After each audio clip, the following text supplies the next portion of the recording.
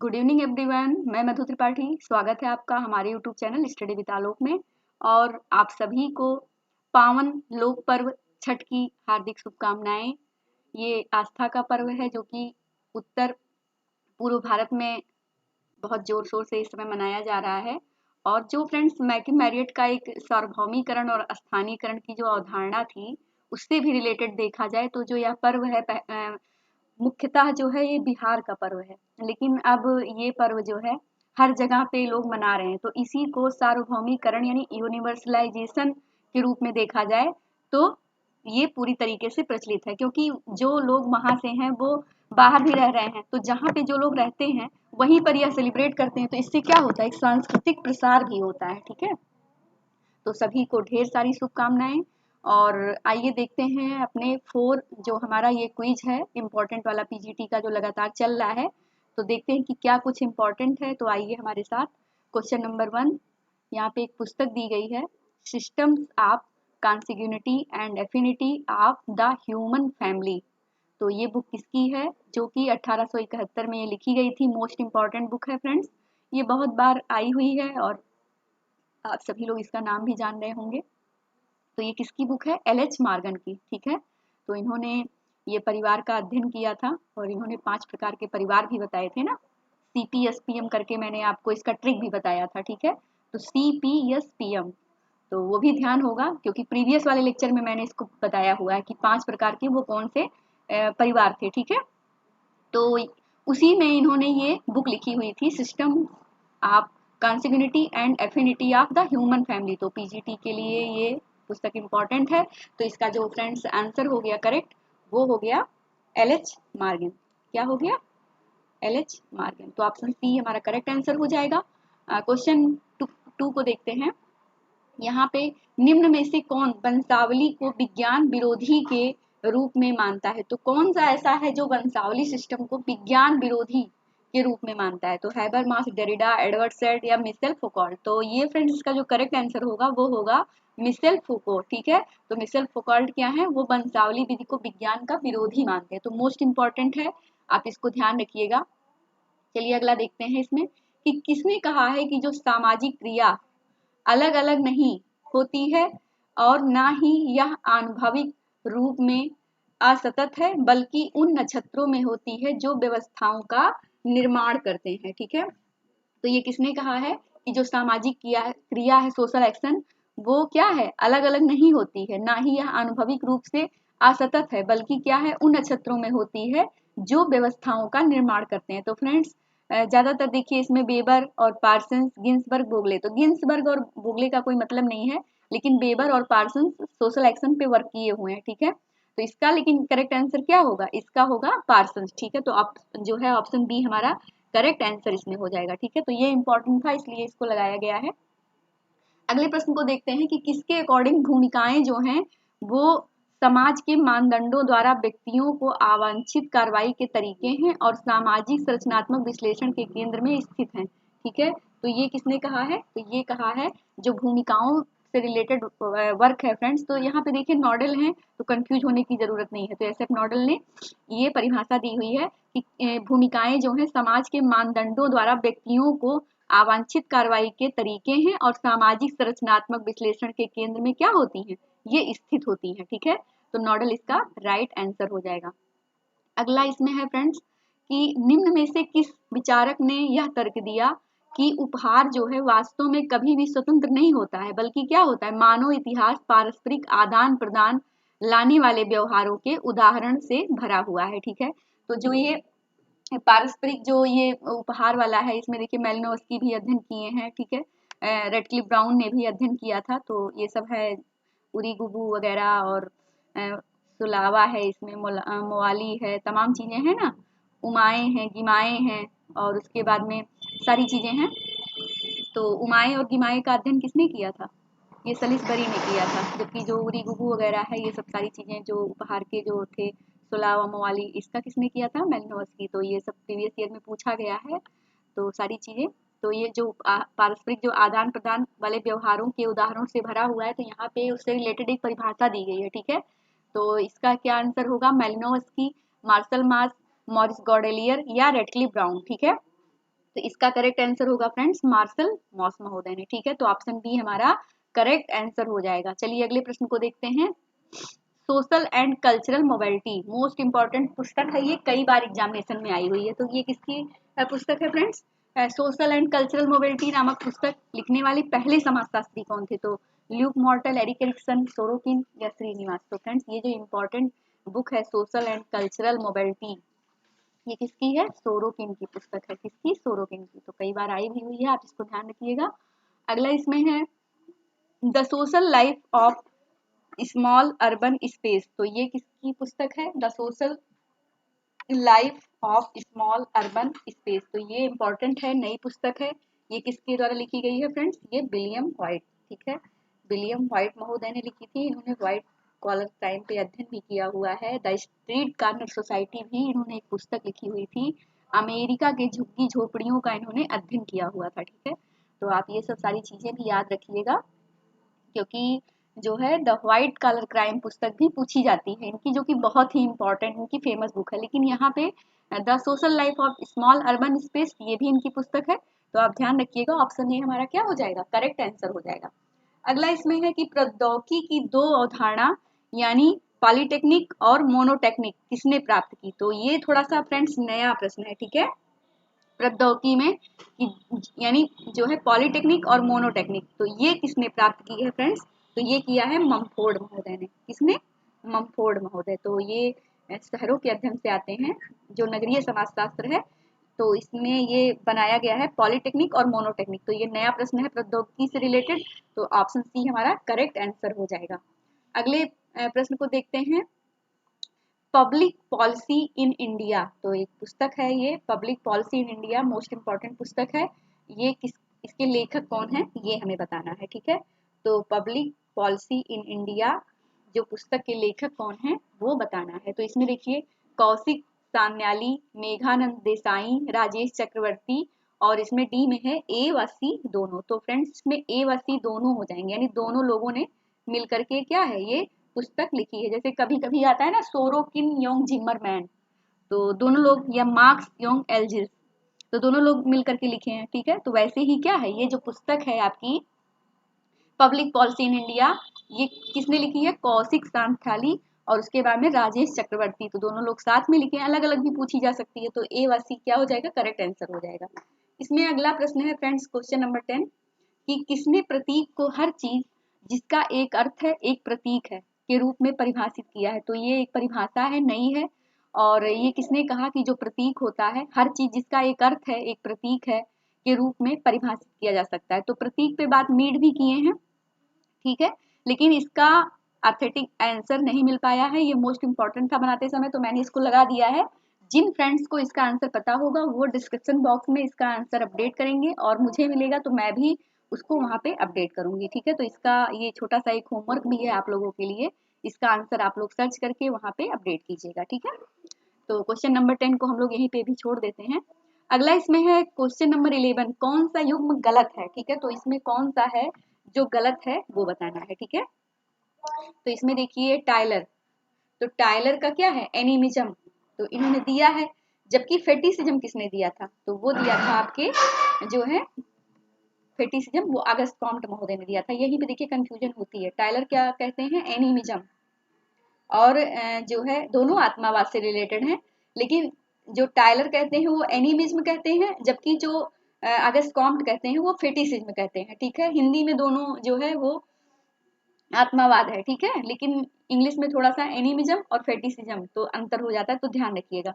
Merit, merit यहाँ पे है, और उसके बाद में दुर्खीम का जो है टोटमिज्म से रिलेटेड है, और मुलर, मुलर का क्या है? पर्यावरणवाद। ठीक है, पर्यावरणवाद, तो ऑप्शन डी क्या होगा? ये गलत हो जाएगा। ठीक है, मुलर का पर्यावरणवाद नहीं होगा। ठीक है, इनका प्रकृतिवाद है। मुलर का क्या है? प्रकृतिवाद है, ना कि पर्यावरणवाद। ठीक है, तो मेरिट भी मोनिज्म से रिलेटेड है, दुर्खीम टोटमिज्म की बात करते ही हैं। ठीक है, ऑस्ट्रेलिया की अरुणा जनजाति का उन्होंने अध्ययन किया था, टोटम के बारे में बताया हुआ था। तो ये सब फ्रेंड सही हो जाएगा। ठीक है, एक मिनट इसको मैं रेड कर दे रही हूँ थोड़ा सा। तो ये टाइलर वाला आपका सही हो जाएगा, मेरिट का सही हो जाएगा, दुर्खीम का सही हो जाएगा, तीनों लेकिन जो ये डी है यही आपका क्या होगा, करेक्ट आंसर होगा। ठीक है, मूलर यानी ये पर्यावरणवाद से रिलेटेड नहीं है। ठीक है, तो ऑप्शन डी यही नहीं सही है। ठीक है, तो ऑप्शन डी करेक्ट आंसर होगा इसका। चलिए अगले प्रश्न को देखते हैं। कला को विचार का कामुक अवतार किसने कहा? तो जो कला होती है उसको विचार का कामुक अवतार किसने कहा है? तो ये हीगल महोदय कहते हैं। कौन कहते हैं? हीगल। हीगल महोदय ने कहा है कि जो विचार का, कला जो है वो क्या है, विचार का कामुक अवतार है। ठीक है, तो मोस्ट इंपॉर्टेंट है, नया प्रश्न है, कला भी है पीजीटी में, वहां से भी क्वेश्चन पूछा जाता है। ठीक है, तो आप ध्यान रखिएगा, ऑप्शन सी करेक्ट आंसर हो जाएगा। देखिए इसमें पूछा गया कि कला को प्रतीकों की एक प्रणाली किसने कहा है? तो जो कला होती है उसको प्रतीकों की एक प्रणाली किसने कहा? तो किसने कहा है फ्रेंड्स? गुडमैन। ये गुडमैन थे, अच्छे आदमी थे, इसीलिए इन्होंने क्या कहा, प्रतीकों की एक प्रणाली कहा। ठीक है, कला को क्या कहा, प्रतीकों की एक प्रणाली होती है। ठीक है, तो गुडमैन कहते हैं। तो ऑप्शन बी हमारा करेक्ट आंसर हो जाएगा। अगले प्रश्न को देखते हैं कि किस विचारक ने खंडीय सिद्धांतों के संदर्भ में जनजातियों की विशेषता बताई है। ठीक है, तो किसने बताई है फ्रेंड्स? यपजी बेली। किसने बताई है? यपजी बेली महोदय ने। यपजी बेली ने कौन सी पुस्तक लिखी हुई थी? उनकी पुस्तक का नाम बताइए आप लोग। ठीक है, वैसे हम बता दे रहे हैं, ट्राइब कास्ट एंड नेशन। कौन सी पुस्तक लिखी है? ट्राइब कास्ट एंड नेशन, ये एफजी बेली जी ने पुस्तक लिखी हुई थी। तो कभी कभी इनकी पुस्तक भी पूछ ली जाती है। रेडफील्ड की पुस्तक का नाम आप लोगों को पता ही है, the little community. GS Ghurye की है ही। ठीक है, बहुत सारी जीएस घुरिये महोदय ने पुस्तक लिखी हुई है। और जीएस घुरिये की हो गई द इंडियन साधु। ठीक है, तो ऐसे ही मंडलबाम ने टोडा जनजाति का अध्ययन किया था। ठीक है, द सोसाइटी ऑफ इंडिया, ऐसे ही इन्होंने भी एक पुस्तक लिखी हुई है। तो ये सब चीजें थोड़ा सा पुस्तकों वगैरह पर भी पकड़ होनी चाहिए, क्योंकि देखिए पीजीटी में क्या होता है कि ज्यादातर पुस्तकें पूछी जाती हैं और फिर परिभाषाएं पूछी जाती हैं। ठीक है, तो ये सब छोटे छोटे पुस्तकें पूछी जाती हैं वन लाइनर करके, तो आप लोग भी थोड़ा सा इसको ध्यान रखिएगा। ठीक है, चलिए इसका तो खैर बी करेक्ट हो गया, यहाँ पे पुस्तक नहीं पूछा गया है, लेकिन मैं थोड़ा सा बता देती हूँ ताकि वो भी थोड़ा सा ध्यान रहे इसी बहाने। ठीक है, चलिए अगले प्रश्न को देखते हैं। दुर्खीम के अकॉर्डिंग समाज में उच्च नियमन से किस प्रकार की आत्महत्या होगी? तो जब समाज में उच्च प्रकार का नियमन हो जाएगा फ्रेंड्स, तो वहां पे कौन सी आत्महत्या होगी? अहमवादी जो होती है, भाग्यवादी, परोपकारी या अनोमिक।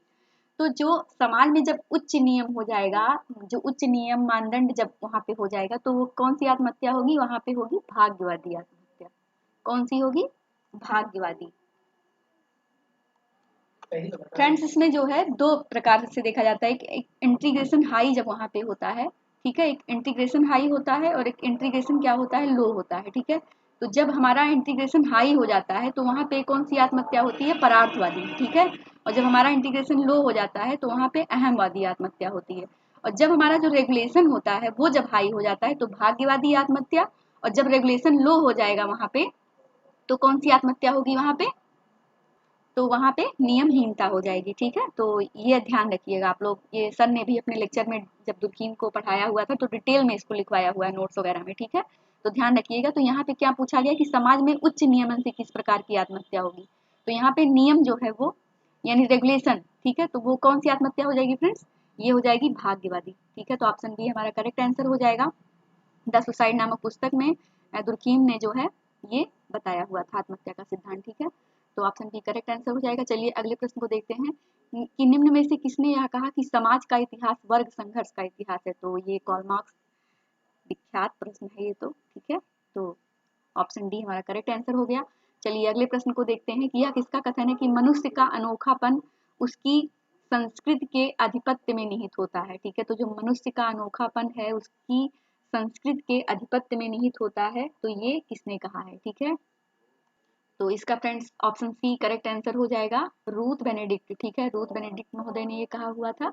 ऑप्शन सी हमारा करेक्ट आंसर हो जाएगा। अगले प्रश्न को देखते हैं कि समाज में प्रत्येक व्यक्ति की अपरिहार्य रूप से अनेक परिस्थिति होती है और इनमें से प्रत्येक परिस्थिति से एक भूमिका जुड़ी होती है। तो मोस्ट इंपॉर्टेंट ये है कि समाज में प्रत्येक व्यक्ति की एक अपरिहार्य रूप से अनेक परिस्थिति होती है और इनमें से प्रत्येक परिस्थिति से एक भूमिका जुड़ी होती है। तो यह किसने कहा है फ्रेंड्स?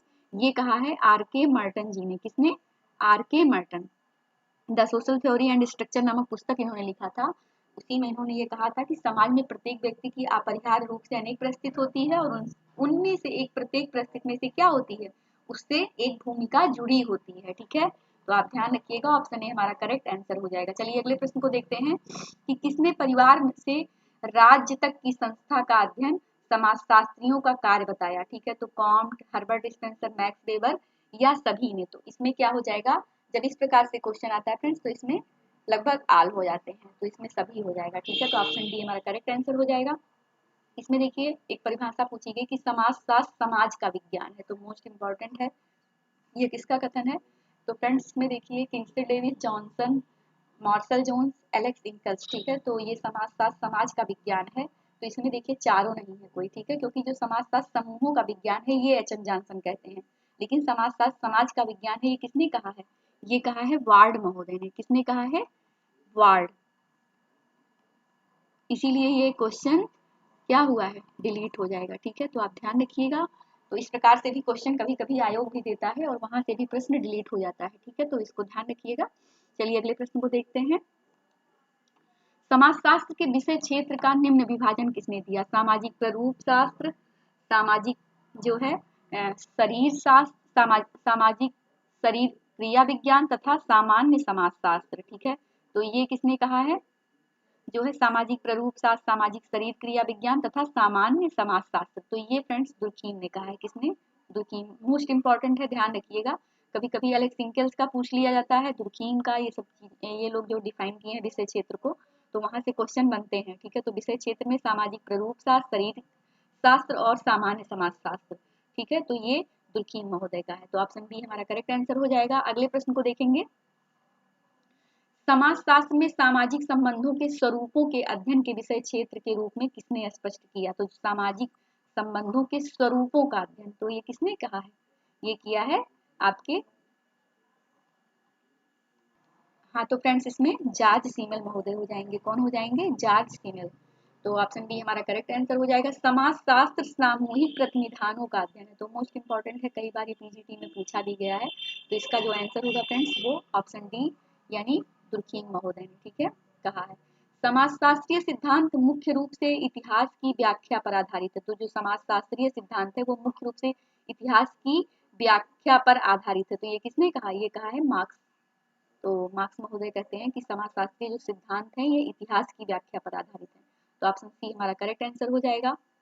इसमें अगला अगला प्रश्न है कि समाजशास्त्र अन्य सामाजिक विज्ञानों की ना तो ग्रह स्वामिनी है और ना ही उसकी दासी अपितु उसकी बहन है, तो ये पीजीटी में पूछा भी गया है पहले भी प्रश्न, तो रिवाइज के रूप में इसको लगाया गया है। तो इसका क्या हो जाएगा, बांग बेकर महोदय ने, ठीक है, तो ऑप्शन बी हमारा राइट आंसर हो जाएगा।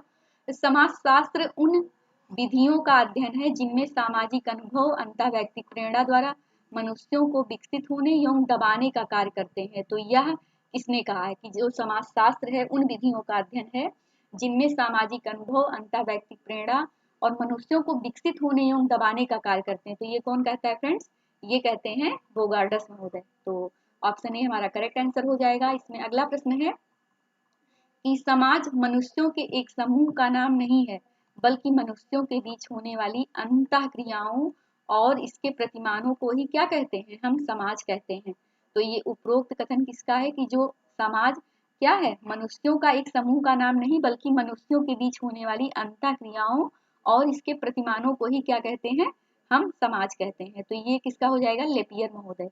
तो लेपियर की ये परिभाषा है, मोस्ट इंपॉर्टेंट है, नेट वगैरह में ये पूछी भी गई है पीजीटी में, तो आप लोग ध्यान रखिएगा इसको। अगला है इसमें फ्रेंड्स कि सामाजिक संबंध ही समाजशास्त्र की विषय वस्तु का एकमात्र वास्तविक आधार है, ठीक है, तो जो सामाजिक संबंध है वो समाजशास्त्र की विषय वस्तु का क्या है, एकमात्र वास्तविक आधार है। तो ये किसने कहा है फ्रेंड्स, ये कहा है वानविज महोदय ने। किसने, वानविज। तो ऑप्शन सी करेक्ट आंसर होगा, ये बहुत बार पूछा गया है, तो जितनी भी महत्वपूर्ण परिभाषाएं हैं वो लगाने की कोशिश की गई है। अगला है इसमें फ्रेंड्स कि व्यापक अर्थ में समाजशास्त्र व्यक्तियों के संपर्क में आने के फलस्वरूप होने वाली अंतः क्रियाओं का अध्ययन कहा जा सकता है, तो जो व्यापक अर्थ में समाजशास्त्र व्यक्तियों के संपर्क में आने के फलस्वरूप होने वाली अंतः क्रियाओं का अध्ययन कहा जा सकता है, तो ये किसने कहा है, गिलिन महोदय ने, ठीक है, तो ऑप्शन डी हमारा करेक्ट आंसर हो जाएगा।